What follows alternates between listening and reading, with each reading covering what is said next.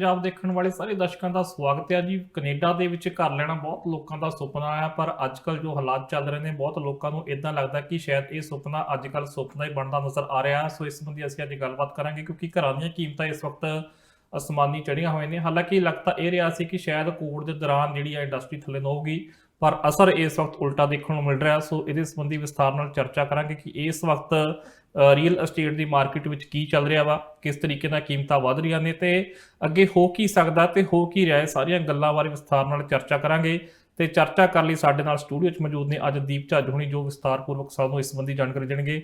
ਸੋ ਝੱਜ ਸਾਹਿਬ, ਪਹਿਲਾਂ ਤਾਂ ਬਹੁਤ ਬਹੁਤ ਸਵਾਗਤ ਤੁਹਾਡਾ ਟੀ ਪੰਜਾਬ ਤੇ। Thank you. ਪਹਿਲਾਂ ਤਾਂ ਇਹੀ ਸਮਝਾਓ, ਕਿਉਂਕਿ ਕੋਵਿਡ ਦੇ ਦੌਰਾਨ ਕਿਹਾ ਜਾ ਰਿਹਾ ਸੀ ਕਿ ਲੋਕਾਂ ਨੇ ਸਾਲ ਕੰਮ ਨਹੀਂ ਕੀਤਾ, ਸਰਬ ਦੇ ਉੱਤੇ ਗੁਜ਼ਾਰਾ ਕੀਤਾ ਤੇ ਘਰ ਖਰੀਦਣ ਵੇਚਣ ਦੀ ਗੱਲ ਤਾਂ ਦੂਰ ਰਹੀ, ਪਰ ਇਹ ਤਾਂ ਮੇਰੇ ਖਿਆਲ ਨਾਲ ਸਾਰੀਆਂ ਕਿਤੇ ਨਾ ਕਿਤੇ ਜਿਹੜੀਆਂ ਪਹਿਲਾਂ ਭਵਿੱਖਬਾਣੀਆਂ ਸੀ ਉਲਟਾ ਕਰਦੇ ਹੋਏ ਇਸ ਵਕਤ ਕਿਤੇ ਜ਼ਿਆਦਾ ਇੰਡਸਟਰੀ ਤਾਂਮ ਜਾ ਰਹੀ ਹੈ। ਜਦੋਂ ਕੋਵਿਡ ਸ਼ੁਰੂ ਹੋਇਆ ਸੀ ਉਦੋਂ ਲੱਗਦਾ ਸੀਗਾ ਕਿ ਇੰਡਸਟਰੀ ਵਰਲਡ ਵਾਈਡ ਹੀ, ਕਿਉਂਕਿ ਸਾਰਾ ਕੁਝ ਸਟੈਂਡ ਸਟਿਲ ਹੋ ਗਿਆ ਸੀ ਜੀ, ਤੇ ਜੌਬਸ ਦਾ ਵੀ ਲੱਗਦਾ ਸੀ ਕਿ ਹੁਣ ਪਤਾ ਨਹੀਂ ਕਿਵੇਂ ਸਰਵਾਈਵਲ ਹੋਊ। ਚਲੋ ਆਪਣੀਆਂ ਕੰਟਰੀਜ਼ ਨੇ ਬਹੁਤ ਵਧੀਆ ਤਰੀਕੇ ਨਾਲ ਹੈਂਡਲ ਕੀਤਾ ਜੀ, ਥਰਡ ਵਰਲਡ ਕੰਟਰੀਜ਼ ਨਾਲੋਂ, ਪਰ ਰੀਅਲ ਸਟੇਟ ਮਾਰਕੀਟ ਵਾਸਤੇ ਇੱਕ ਬਹੁਤ ਲੱਗਦਾ ਸੀ ਉਦੋਂ, ਉਸ ਵਕਤ ਲੱਗ ਰਿਹਾ ਸੀ 2019 ਦੇ ਵਿੱਚ ਜੀ, ਮਾਰਚ ਅਪ੍ਰੈਲ ਦੇ ਵਿੱਚ ਕਿ ਇਹ ਮਾਰਕੀਟ ਹੁਣ ਕਾਫੀ ਕਲੈਸ਼ ਹੋਣ ਦੇ ਚਾਂਸਸ ਨੇ ਜੀ, ਤੇ ਜਦੋਂ ਬੰਦੇ ਪੇਮੈਂਟਸ ਹੀ ਨਹੀਂ ਬਣਾਉਂਦੇ ਹੋਣੀਆਂ, ਕੰਮ ਨਹੀਂ ਕਰਦੇ ਆਪਾਂ ਜੀ, ਤੇ ਇਹਦਾ ਕੀ ਹੋਊਗਾ, ਤਾਂ ਉਹ ਲੱਗਦਾ ਸੀਗਾ। ਪਰ ਜਦੋਂ ਤੱਕ ਫਿਰ ਸਰਵ ਕਰਨ ਲੱਗੇ ਇਹਨਾਂ ਨੇ ਫੈਡਰਲ ਗਵਰਨਮੈਂਟ ਤੇ ਪ੍ਰੋਵਿੰਸ਼ੀਅਲ ਗਵਰਨਮੈਂਟ, ਉਹਦੇ ਨਾਲ ਚਲੋ ਰਿਵਾਈਵ ਵੀ ਹੋ ਗਿਆ। ਕੁਛ ਬੈਂਕਸ ਨੇ 6 ਮਹੀਨੇ ਲਈ ਤੁਹਾਨੂੰ ਜਿਹੜਾ ਲੋਨ ਸੀਗਾ ਉਹਦੀਆਂ ਪੇਮੈਂਟਸ ਨੂੰ ਉਹਨਾਂ ਨੇ ਮਿਨੀਮਮ ਕਰਤਾ, ਤਾਂ ਉਹਦਾ ਕਾਫੀ ਹੈਲਪ ਹੋਈ ਹੈ। ਪਰ ਜਿਹੜਾ ਉਸ ਤੋਂ ਬਾਅਦ ਜਿਵੇਂ ਮੋਮੈਂਟਮ ਬਣਿਆ ਰੀਅਲ ਸਟੇਟ ਦਾ, ਜੀ, ਇਹ ਜਿਵੇਂ ਫੋਰਸ ਹੀ ਨਹੀਂ ਕਰਦੇ, ਜੋ ਇਹ ਸੋਚਿਆ ਹੀ ਨਹੀਂ ਸੀਗਾ ਵੀ ਇਹ ਐਂ ਵੀ ਹੋਊਗਾ ਕੁਛ, ਕਿਉਂਕਿ ਲੱਗਦਾ ਇਹ ਸੀ ਕਿ ਆਉਣ ਵਾਲੇ 2-3 ਸਾਲ ਕਾਫੀ ਠੰਡੇ ਚੱਲਣਗੇ ਜੀ, ਪਰ ਉਹ ਠੰਡੇ ਨਾਲੋਂ ਹੁਣ ਗਰਮ ਜ਼ਿਆਦਾ ਹੋਏ ਨੇ ਤੁਹਾਡੇ ਸਾਹਮਣੇ। ਅੱਛਾ, ਪਹਿਲਾਂ ਤਾਂ ਦੇਖੀਏ ਵੀ ਗਰਮ ਕਿੰਨੇ ਕੁ ਹੋਇਆ, ਕਿਉਂਕਿ ਹੁਣ ਖਬਰਾਂ ਲਗਾਤਾਰ ਆ ਜੀ ਇੰਨੀ ਆਸਕਿੰਗ ਪ੍ਰਾਈਸ ਸੀ ਉਹ 8 ਲੱਖ ਵੱਧ ਵਿਕ ਗਿਆ, ਉਦੋਂ 10 ਲੱਖ। ਨੋਰਮਲ ਘਰ ਤੇ ਜਿਹੜੇ ਇੱਕ ਲਗਜ਼ਰੀ ਘਰ ਆ, ਇਹਨਾਂ 'ਚ ਕਿੰਨਾ ਕੁ ਅੰਤਰ ਹੈ? ਕਿੰਨੇ ਕੁ ਪਿਛਲੇ 2-3 ਮਹੀਨੇ ਤਾਂ ਆਪਾਂ ਕਰ ਲਏ, ਕਿਉਂਕਿ ਮੇਨ ਇਹੀ ਜ਼ਿਕਰ ਹੋ ਰਿਹਾ 2-3 ਮਹੀਨੇ ਤੋਂ, ਕਿੰਨੇ ਕੁ ਪ੍ਰਾਈਸ ਵਧਿਆ? ਕੋਈ ਅੰਕੜਾ ਲਾਇਆ ਜਾ ਸਕਦਾ ਹਿਸਾਬ ਕਿਤਾਬ ਪ੍ਰੈਜ਼ੈਂਟਲੀ? ਕਿਉਂਕਿ ਵਧੇ ਨਹੀਂ, ਐਵਰੀਡੇ ਵੱਧ ਰਹੇ ਨੇ, ਪ੍ਰਾਈਸਿਸ ਵੱਧ ਰਹੀਆਂ ਨੇ। ਜਿਹੜੇ ਅੱਜ ਤੋਂ ਸਾਲ ਜਾਂ 1.5 ਸਾਲ ਪਹਿਲਾਂ ਕੋਈ ਘਰ ਸੀਗੇ, ਫੋਰ ਐਗਜ਼ਾਮਪਲ ਸੇ 9-9.5 ਲੱਖ ਨੂੰ ਆਪਾਂ ਕਹਿੰਦੇ ਸੀ ਪੀਕ ਪ੍ਰਾਈਸ ਆ, 9 ਲੱਖ ਜਾਂ 9.5। ਕੋਈ ਛੋਟਾ ਰੈਂਚਰ ਹੋਵੇ, ਕੋਈ ਲੋਟ ਵੱਡੀ ਹੋਵੇ, ਤਾਂ ਉਹ ਲੱਗਦਾ ਸੀ ਵੀ $9 ਲੱਖ ਜਿਹੜਾ ਕੋਈ ਦਿੰਦਾ, ਯਾਰ ਵੀ ਠੀਕ ਹੋ, ਤੁਸੀਂ ਇੰਨੇ ਪੈਸੇ ਦੇ ਰਹੇ ਹੋ, ਉੱਤੇ ਤੁਸੀਂ ਇਹਨੂੰ ਢਾਹ ਕੇ ਡਿਮੋਲਿਸ਼ ਕਰਕੇ ਘਰ ਬਣਾਓਗੇ, ਤੁਹਾਡੀ ਕਾਸਟ ਕਿੰਨੀ ਆਊਗੀ। ਤੇ ਉਹ ਹੁਣ ਘਰ ਜਿਹੜੇ ਨੇ ਉਹ 13 ਲੱਖ ਦੇ ਸਰੀ ਦੇ ਵਿੱਚ ਵੇਚੇ ਨੇ ਜੀ। ਪਰ 1-2 ਘਰ ਸਰੀ ਦੇ ਥੋੜ੍ਹੇ ਜਿਹੇ ਜਿਵੇਂ ਏਰੀਆ ਬੈਟਰ ਏਰੀਆ, ਜੋ ਪਾਕਟਸ ਹੁੰਦੀਆਂ ਨੇ, ਉਹ ਫਰੇਜ਼ਰ ਹਾਈਟ ਏਰੀਆ ਦੇ ਵਿੱਚ ਘਰ ਆਇਆ ਸੀਗਾ 1699 ਦਾ ਜੀ, ਤੇ ਉਹ ਵਿਕਿਆ ਮੁੜ ਕੇ 2.269 ਮਿਲੀਅਨ ਦਾ ਜੀ। ਤਾਂ ਉਹ ਹੁਣ ਨਾ ਤਾਂ ਇਹ ਪਤਾ ਲੱਗਦਾ ਅੰਡਰ ਰਾਈਟਰ ਨੂੰ ਵੀ ਇਹਨੂੰ ਕਿਵੇਂ ਜਸਟੀਫਾਈ ਕਰੂਗਾ ਬੈਂਕ ਵੀ ਜੀ, ਕਿਉਂਕਿ ਉਹ ਲੱਗਿਆ 17 ਲੱਖ ਦਾ ਆ। ਚਲੋ ਉਹਨਾਂ ਨੇ ਹੋ ਸਕਦਾ ਮਾਰਕੀਟ ਤੋਂ ਥੋੜ੍ਹਾ ਜਿਹਾ ਸਸਤਾ ਲਾਇਆ ਹੋਵੇ just to attract more people, ਪਰ ਉਹ ਇੰਨਾ ਜ਼ਿਆਦਾ ਵੀ ਸਸਤਾ ਨਹੀਂ ਸੀਗਾ। ਪਰ ਇਹ 22 ਮਿਲੀਅਨ ਦਾ ਉਹਦੇ ਵਿੱਚ ਕੀ ਸੀਗਾ ਕਿ ਥੋੜ੍ਹਾ ਰੈਵਨਿਊ ਜ਼ਿਆਦਾ ਜਨਰੇਟ ਕਰਦਾ ਹੈ। ਉਹਦੇ ਵਿੱਚ 2 ਸਵੀਟਸ ਨੇ ਬੇਸਮੈਂਟ ਦੀਆਂ, ਅਤੇ ਉਹ ਥੋੜ੍ਹਾ ਰੈਵਨਿਊ ਜਨਰੇਟ ਕਰ ਦੇਣਗੇ। ਪਰ ਜੇ 2 ਸਵੀਟਸ ਹੋਣ ਵੀ ਘਰ ਦੇ ਵਿੱਚ, ਤਾਂ $1600 ਜਾਂ ਮੈਕਸੀਮਮ ਚੜ੍ਹਦੀ ਵੀ ਇੱਕ, ਅਤੇ 2 3200 ਨੂੰ ਚੜ੍ਹ ਗਈਆਂ। ਪਰ ਬਾਕੀ ਜਿਹੜਾ $3200 ਜਿਹੜਾ ਆ, ਉਹ ਮੇ ਵੀ ਆਪਣਾ 5 ਲੱਖ ਨੂੰ ਮੌਰਗੇਜ ਨੂੰ ਕੈਰੀ ਕਰ ਲੂ, 4 ਨੂੰ ਕਰ ਲੂਗਾ ਜੀ, ਤੇ ਬਾਕੀ 18 ਲੱਖ ਦੀ ਮੌਰਗੇਜ ਤਾਂ ਬੰਦੇ ਦੇ ਮੋਢਿਆਂ 'ਤੇ ਹੈ ਨਾ ਜੀ। ਤੇ ਉਹਦੇ ਵਿੱਚੋਂ ਚਲੋ ਕੈਸ਼ ਵੀ ਦਿੱਤਾ ਉਹ ਕੁਛ ਨਾ ਕੁਛ, ਤਾਂ ਫਿਰ ਵੀ it is a big gamble. ਪਰ ਇਹ ਹਜੇ ਤੱਕ ਸਮਝ ਤੋਂ ਬਾਹਰ ਆ ਵੀ ਮਾਰਕੀਟ ਦੇ ਵਿੱਚ ਇੰਨੀ ਟਰਨ ਆਇਆ ਤੇ ਆਇਆ ਕਿਵੇਂ ਜੀ। ਅੱਛਾ, ਚਰਚਾ ਬਹੁਤ ਹੈ ਡੀਲਸ ਇਸ ਵਕਤ ਜਿਸ ਤਰੀਕੇ ਦੀਆਂ ਹੋ ਰਹੀਆਂ ਨੇ, 2 ਤਰੀਕੇ ਦੇ। ਇੱਕ ਤਾਂ ਲੋਕ ਕਹਿ ਰਹੇ ਆ ਕਿ ਆਫ ਦਾ ਰਿਕਾਰਡ, ਇੱਕ ਤਾਂ ਜੀ ਫਲਿੱਪ ਬਹੁਤ ਹੋ ਰਿਹਾ, ਤੇ ਇੱਕ ਇਹ ਹੋ ਰਿਹਾ ਕਿ ਕੈਸ਼ ਤੇ ਆਫਰਸ ਹੈ। ਸੋ ਇਹ ਕੈਸ਼ ਵਾਲੀ ਕੀ ਚੀਜ਼ ਹੈ, ਇਹ ਵੀ ਥੋੜੀ ਸਮਝਾ ਦਿਓ। ਜਿਹੜਾ ਅਸਾਈਨ 2 ਤਰ੍ਹਾਂ ਦੇ ਹੈਗੇ ਇਨਵੈਸਟਰਸ ਮਾਰਕੀਟ ਦੇ ਵਿੱਚ। ਇੱਕ ਤਾਂ ਹੈਗਾ ਐਂਡ ਯੂਜ਼ਰ, ਜਿਹਨੇ ਪ੍ਰਾਪਰਟੀ ਲਈ ਉਹਨਾਂ ਨੇ ਰਹਿਣਾ ਘਰ ਦੇ ਵਿੱਚ ਜੀ, ਤੇ ਜਾਂ ਉਹਨਾਂ ਨੇ ਉਹਨੂੰ ਰੈਂਟ ਕਰਨਾ, ਰੱਖਣਾ ਹੀ ਰੱਖਣਾ ਹੈ ਜੀ। ਉਹਨਾਂ ਕੋਲ ਪੈਸੇ ਆ ਜਾਂ 2 ਬੱਚੇ ਆ ਜਾਂ ਕੁਛ ਵੀ ਆ, ਉਹ ਯੂਜ਼ਰ ਨੇ, ਐਂਡ ਯੂਜ਼ਰ ਨੇ। ਉਹਨਾਂ ਵਾਸਤੇ ਉਹਨਾਂ ਨੇ ਕੈਲਕੂਲੇਟ ਕੀਤਾ ਹੁੰਦਾ ਕਿ ਸਾਨੂੰ ਇੰਨੀ ਕੁ ਇਨਕਮ ਚਾਹੀਦੀ ਆ, ਇੰਨਾ ਸਾਡੇ ਕੋਲ ਡਾਊਨ ਹੈਗਾ ਆ, ਸੋ ਉਹ ਅਫੋਰਡ ਕਰਦੇ ਨੇ ਜੀ। ਕਿਉਂਕਿ ਇੱਕ ਤਾਂ ਇੰਟਰਸਟ ਰੇਟ ਲੋ ਹੈਗਾ, ਇਹ ਬਹੁਤ ਵੱਡਾ ਫੈਕਟਰ ਆ, ਕਿਉਂਕਿ ਪੈਸਾ ਫ੍ਰੀ ਵਾਂਗੂ ਹਜੇ। ਤੇ ਦੂਜੇ ਹੈਗੇ ਨੇ ਜਿਹੜੇ ਇਹ ਜੀ ਮਾਰਕੀਟ ਦੇ ਵਿੱਚ ਬਹੁਤ ਲੋਕੀ ਆਉਂਦੇ ਨੇ, ਜਿਹੜੇ ਬਾਇਰਸ ਹੁੰਦੇ ਨੇ, buyers actual buyers and user ਨਹੀਂ ਹੁੰਦੇ। ਉਹ ਇੱਕ ਮੌਕੇ ਦਾ ਫਾਇਦਾ ਹੁੰਦਾ ਕਿ ਉਹਨੂੰ ਫਲਿੱਪਰਸ ਹੁੰਦੇ ਨੇ, ਉਹ ਹੁੰਦਾ ਕਿ ਆਪਾਂ ਇੰਨੇ ਦੀ ਪ੍ਰਾਪਰਟੀ ਕੋਈ ਹੋਲਡ ਕਰ ਲਓ ਔਖੇ ਸੌਖੇ, ਉਸ ਤੋਂ ਬਾਅਦ ਫਿਰ ਆਪਾਂ ਇਹਨੂੰ ਕੰਪਲੀਸ਼ਨ ਤੋਂ ਪਹਿਲਾਂ ਫਲਿੱਪ ਕਰ ਦਾਂਗੇ, ਜਾਂ ਅਸਾਈਨ ਕਹਿੰਦੇ ਨੇ ਆਪਣੀ ਇੱਥੇ ਲੈਂਗੁਏਜ ਦੇ ਵਿੱਚ, ਵੀ ਅਸਾਈਨ ਕਰ ਦਾਂਗੇ, ਸਾਨੂੰ ਕੋਈ ਲੱਖ ਦੇ ਜਾਵੇ, 2 ਦੇ ਦੇਵੇ, 1.5 ਮਿਲ ਗਿਆ, 70 ਮਿਲ ਗਿਆ, ਉਹ ਲਾਹੇ ਦਾ ਹੀ ਹੈ। ਸੋ ਇਹ 2 ਤਰ੍ਹਾਂ ਦੀਆਂ ਮਾਰਕੀਟਾਂ ਚੱਲਦੀਆਂ ਨੇ। ਇਹਨਾਂ ਦੋਨਾਂ ਦੇ ਵਿੱਚ ਜਿਹੜਾ ਤੁਹਾਡਾ ਅਗਲਾ ਸਵਾਲ ਹੈਗਾ ਵੀ ਕੈਸ਼, ਬਾਹਲੀਆਂ ਡੀਲਸ ਜਿਹੜੀਆਂ ਅੱਜ ਉਹ ਕੈਸ਼ ਹੋ ਰਹੀਆਂ ਨੇ ਜੀ, ਤੇ ਕਾਫੀ ਕੈਸ਼ ਦਾ ਇੱਕ ਕਨਸੈਪਟ ਹੈਗਾ ਆ ਵੀ ਕੈਸ਼ ਡੀਲ ਕਿਵੇਂ ਹੁੰਦੀ ਹੈ ਜੀ। ਸ਼ਾਇਦ ਤੁਹਾਡੇ ਮਨ ਦੇ ਵਿੱਚ ਵੀ ਇਹ ਕੁਝ ਸਵਾਲ ਹੈ। ਕੋਈ ਟੈਚੀ ਭਰ ਕੇ ਲੈ ਲੈਣੇ ਚੱਕ ਬਈ ਦੇ ਦੇ ਘਰ। ਹਾਂਜੀ, ਸੋ ਕੈਸ਼ ਦਾ ਮਤਲਬ ਇੱਥੇ ਇਹ ਹੈ ਕਿ ਜਦੋਂ ਆਪਾਂ ਕੋਈ ਪ੍ਰਾਪਰਟੀ ਦੇਖਣ ਜਾਂਦੇ ਆ, XYZ ਕੋਈ ਪ੍ਰਾਪਰਟੀ ਆਪਾਂ ਦੇਖਣ ਜਾਂਦੇ ਆ, ਆਪਾਂ ਉੱਥੇ ਪ੍ਰਾਪਰਟੀ ਆਪਾਂ ਨੂੰ ਚੰਗੀ ਲੱਗਦੀ ਹੈ, ਪਰ ਆਪਾਂ ਨੂੰ ਇਹ ਪਤਾ ਉਹਦੇ ਤੇ 30 ਜਾਂ 40 ਆਫਰਸ ਆਈਆਂ ਹੋਈਆਂ ਨੇ ਆਲਰੇਡੀ ਜੀ। ਹੁਣ ਉਹਨੂੰ ਜੋ 30 ਜਾਂ 40 ਦੇ ਵਿੱਚ ਕੰਪੀਟੀਸ਼ਨ ਦੇ ਵਿੱਚ ਤੁਸੀਂ ਬੈਠੇ ਹੋ, ਤੁਹਾਨੂੰ ਪ੍ਰਾਪਰਟੀ ਇੱਕ ਆ, ਹੁਣ ਤੁਹਾਡੇ ਕੋਲ 2 ਤਰੀਕੇ ਲੈਣ ਦੇ ਉਹਦੇ ਜੀ। ਇੱਕ ਤਾਂ ਹੈਗਾ ਕਿ ਤੁਸੀਂ ਬਹੁਤ ਜ਼ਿਆਦਾ ਪ੍ਰਾਈਸ ਦਿਓਗੇ ਤੇ ਕੋਈ ਨਾ ਕੋਈ ਸਬਜੈਕਟਸ ਵਿੱਚ ਪਾਓਗੇ, ਜਿਵੇਂ ਪ੍ਰਾਪਰਟੀ ਇਨਸਪੈਕਸ਼ਨ ਕਰਾਉਣੀ ਆ, ਮਾਰਗੇਜ ਅਪਰੂਵਲ ਹੋਵੇ ਨਾ ਹੋਵੇ, ਪਰ ਕਿੱਥੋਂ ਫਾਈਨੈਂਸਿੰਗ ਤੁਹਾਡੀ ਹੋਣੀ ਆ ਜੀ, ਬਾਕੀ ਉਹਦੀ ਸਟੱਡੀ ਕਰਨੀ ਹੈ ਨਾ। ਉਹ ਹੈਗਾ ਕਿ ਤੁਸੀਂ 12 ਲੱਖ ਦੀ ਪ੍ਰਾਪਰਟੀ ਆ, ਤੁਸੀਂ 24 ਲੱਖ ਦੀ ਆਫਰ ਪਾ ਦੇ, ਉੱਥੇ ਤੁਸੀਂ ਮਜਬੂਰ ਕਰ ਦੋਗੇ ਸੈਲਰ ਨੂੰ ਉਹਨੂੰ ਕੰਸੀਡਰ ਕਰਨ ਲਈ ਕਿ ਇਹ ਬਹੁਤ ਜ਼ਿਆਦਾ ਹੈ।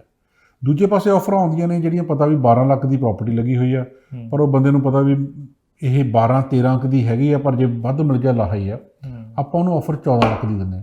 ਪਰ ਆਪਾਂ ਨੂੰ ਇਹ ਵੀ ਲੱਗਦਾ ਕਿ 40 ਬੰਦੇ ਹੋਰ ਬੈਠੇ ਲਾਈਨ 'ਚ ਜੀ, ਹੋ ਸਕਦਾ ਇਹਨਾਂ ਨੇ ਵੀ ਇੰਨੀ ਕੁ ਆਫਰ ਦਿੱਤੀ ਹੋਵੇ। ਉਹ ਫਿਰ ਉੱਥੇ ਕੀ ਹੁੰਦਾ ਕਿ ਉਹ ਅਟਰੈਕਟ ਕਰਨ ਲਈ ਉਹ ਫਿਰ ਉਹਨੂੰ ਕੈਸ਼ ਆਫਰ ਕਰਦੇ ਆ। ਕੈਸ਼ ਆਫਰ ਦਾ ਮਤਲਬ ਇਹ ਹੁੰਦਾ ਕਿ ਜੇ ਤੁਸੀਂ ਮੇਰੀ ਆ ਆਫਰ 12 ਲੱਖ ਦਾ ਘਰ ਲੱਗਿਆ, ਮੈਂ 14 ਲੱਖ ਦੀ ਤੁਹਾਨੂੰ ਆਫਰ ਦਿੰਦਾ, ਪਰ ਇਹ ਕੈਸ਼ ਆਫਰ ਮਤਲਬ ਮੈਂ ਤੁਹਾਨੂੰ ਨਾਲ ਡਰਾਫਟ ਦਿੰਦਾ ਆ ਡਿਪੋਜ਼ਿਟ ਦਾ, ਉਹ 20,000 ਤੋਂ ਲੈ ਕੇ 40, 60, 80 ਜੋ ਮਰਜ਼ੀ ਅਮਾਊਂਟ ਹੋਵੇ, ਜਿੱਥੇ ਉਹ ਐਗਰੀ ਕਰਦੇ ਨੇ, ਉਹ ਤੁਸੀਂ ਨਾਲ ਦੇ ਦਿੰਦੇ ਹੋ। ਫਿਰ ਉਹਦਾ ਹੁੰਦਾ ਕਿ ਮੇਰੇ ਕੋਈ ਸਬਜੈਕਟ ਨਹੀਂ, ਮੈਂ ਪ੍ਰਾਪਰਟੀ ਬਾਰੇ ਕੋਈ ਪਤਾ ਨਹੀਂ ਕਰਨਾ, ਇਹ ਸਭ ਗੈਂਬਲ, ਮੈਂ ਲਵਾਂ, ਇਹਦੇ ਵਿੱਚੋਂ ਕੀ ਨਿਕਲੇ, ਇਹਨੂੰ ਮੈਨੂੰ ਮੌਰਗੇਜ ਮਿਲੇ ਨਾ ਮਿਲੇ, ਜੋ ਕੁਛ ਵੀ ਹੋਵੇ, ਇਹ ਮੈਂ ਆਪੇ ਆਪ ਦਾ ਸੌਟ ਆਊਟ ਕਰੂੰਗਾ ਬਾਅਦ ਦੇ ਵਿੱਚ ਜੀ। ਸੋ ਉਹਨੂੰ ਕੈਸ਼ ਆਫਰ ਹੁੰਦੀ ਹੈ। ਉਹਦੇ 'ਚ ਇਹ ਨਹੀਂ ਆਪਾਂ ਕੋਈ ਨਗਦ ਪੈਸਾ ਕੋਈ ਨਹੀਂ ਦੇਣਾ ਹੁੰਦਾ ਜੀ, ਕਿਉਂਕਿ ਕੋਈ ਵੀ ਪੈਸਾ ਨਗਦ ਅਕਾਊਂਟੇਬਿਲਟੀ ਤਾਂ ਹੈਗੀ ਹੈ। ਸਬਜੈਕਟ ਨਹੀਂ ਹੁੰਦਾ, ਉਹ ਥੋੜਾ ਜਿਹਾ ਖੋਲ ਦੇ ਕਿ ਸਬਜੈਕਟ ਦੇ ਵਿੱਚ ਕੀ ਹੋ ਸਕਦਾ ਹੈ। ਨਾਰਮਲੀ ਸਬਜੈਕਟ ਕੀ ਹੁੰਦੇ ਨੇ, ਜਦੋਂ ਆਪਾਂ ਕੋਈ ਪ੍ਰਾਪਰਟੀ ਲੈਂਦੇ ਹਾਂ ਤੇ 2 ਚੀਜ਼ਾਂ ਸਬਜੈਕਟ ਐਂਡ ਕੰਡੀਸ਼ਨਸ ਹੁੰਦੀਆਂ ਨੇ ਜੀ। ਉਹਦੇ 'ਚ ਜਿਹੜਾ ਸੈਲਰ ਹੁੰਦਾ ਉਹਨੇ ਆਪਣਾ ਭਾਅ ਮੁਕਰਰ ਕਰਨਾ ਹੁੰਦਾ ਵੀ ਮੈਂ ਇਦੋਂ ਘੱਟ ਨਹੀਂ ਵੇਚਣਾ ਜੀ। ਬਾਇਰ ਉੱਥੇ ਨੈਗੋਸ਼ੀਏਟ ਕਰਨਾ ਹੁੰਦਾ। ਆਪਾਂ ਬਾਇਰ ਰੀਅਲਟਰ ਦਾ ਕੰਮ ਇਹੀ ਹੁੰਦਾ, ਆਪਾਂ ਨੈਗੋਸ਼ੀਏਟ ਕਰਦੇ ਹਾਂ ਚੀਜ਼ਾਂ ਨੂੰ, ਟਰਮਸ ਐਂਡ ਕੰਡੀਸ਼ਨਸ ਨੂੰ ਜੀ। ਜਦੋਂ ਆਪਾਂ ਕਿਸੇ ਚੀਜ਼ 'ਤੇ ਆ ਕੇ ਟਰਮਸ ਐਂਡ ਕੰਡੀਸ਼ਨਸ ਨੂੰ ਨੈਗੋਸ਼ੀਏਟ ਕਰਦੇ ਹਾਂ, ਆਪਾਂ ਉਹਦੇ 'ਤੇ ਮੇਨ ਚੀਜ਼ ਕਾਹਤੇ ਕਰਦੇ ਹਾਂ, ਆਪਾਂ ਰੀਅਲ ਸਟੇਟ ਪ੍ਰਾਪਰਟੀ 'ਤੇ ਕਰਦੇ ਹਾਂ ਨਾ, ਕੋਈ ਬਿਲਡਿੰਗ 'ਤੇ, ਘਰ 'ਤੇ, ਅਪਾਰਟਮੈਂਟ, ਟਾਊਨ ਹਾਊਸ, ਕਿਸੇ 'ਤੇ ਵੀ। ਉਹਦੇ ਵਿੱਚ ਫਿਰ ਆਪਾਂ ਜਰਨਲੀ ਕੀ ਹੁੰਦਾ, 4-5 ਚੀਜ਼ਾਂ ਆਪਾਂ ਜਰਨਲੀ ਪਾਉਣੀਆਂ ਹੁੰਦੀਆਂ ਨੇ, ਕਿਉਂਕਿ just to protect the buyer. ਜੇ ਬਾਇਰ ਤੋਂ ਮੈਂ ਕੰਮ ਕਰਦਾ, ਜੇ ਮੈਂ ਸੈਲਰ ਲਈ ਕੰਮ ਕਰਦਾ, ਮੈਂ ਉਹਨੂੰ ਪ੍ਰੋਟੈਕਟ ਕਰਨਾ ਹੁੰਦਾ।